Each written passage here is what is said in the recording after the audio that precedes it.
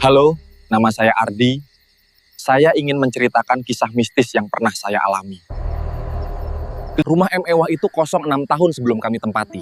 Tak lama, gangguan demi gangguan muncul.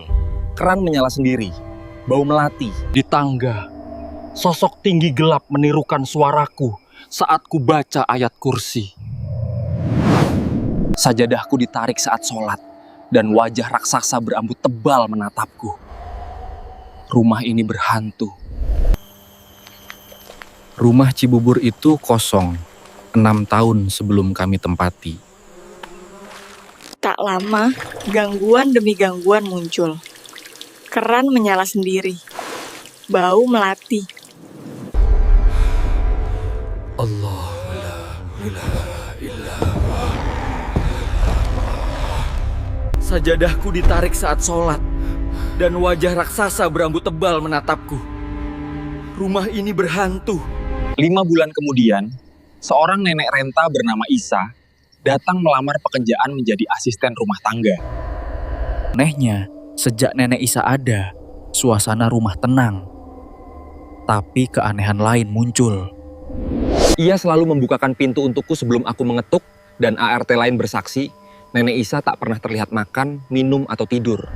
Suatu malam, kulihat nenek Isa duduk bersila, dikelilingi 2 ular besar yang meliuk-liuk. 5 bulan kemudian, seorang nenek renta bernama Isa datang melamar pekerjaan di rumah Mas Ardi.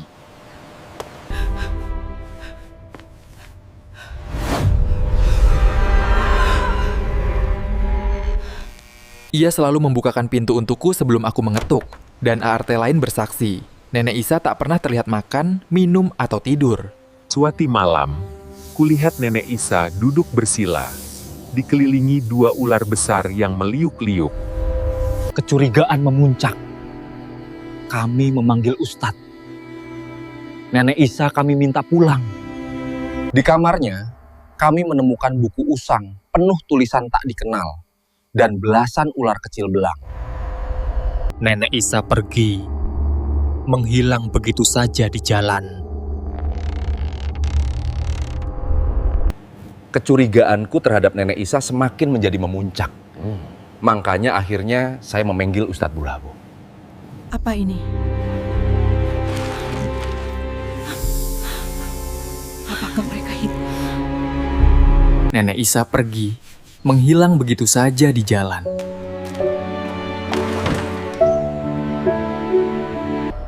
Setelah beperginya Nenek Isa, kami melakukan penyelidikan ke kampung asalnya.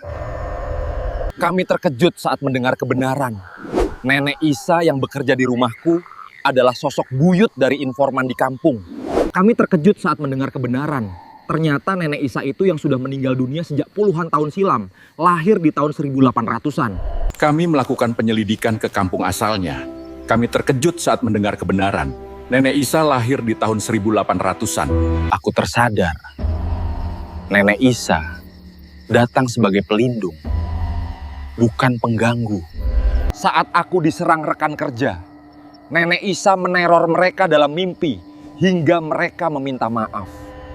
Setelah Nenek Isa pergi, gangguan awal kembali.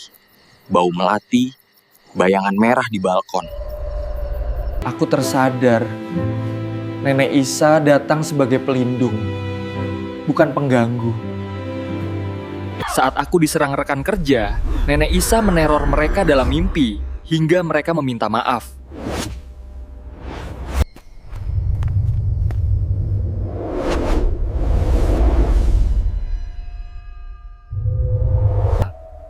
Ustadz kembali dipanggil untuk pembersihan. Di tangga lantai 2, tim Ustadz tergelincir berulang kali. Ustadz menyerah, menyatakan bahwa penghuni rumah itu terlalu banyak dan terlalu kuat. Sebaiknya Mas Andri pindah, katanya. Kami pun meninggalkan rumah itu, membawa cerita horor tentang ART yang ternyata adalah arwah buyut yang setia melindungi. Allahu Akbar. Bismillahirrahmanirrahim. Keluarlah kau dari sini. Penghuni rumah itu terlalu banyak dan terlalu kuat. Sebaiknya Mas Andri pindah. Kami pun meninggalkan rumah itu, membawa cerita horor tentang ART yang ternyata adalah arwah buyut yang setia melindungi. Hikmah yang bisa dipetik dan diambil dari cerita saya, kebaikan dan ketulusan tanpa syarat membawa perlindungan tak terduga. Dan kita harus selalu yakin bahwa setiap ujian hidup pasti disertai solusi. Sekian cerita dari saya, semoga bisa diambil manfaatnya ya. Lebih dan kurang, terima kasih. Sampai jumpa di lain kesempatan.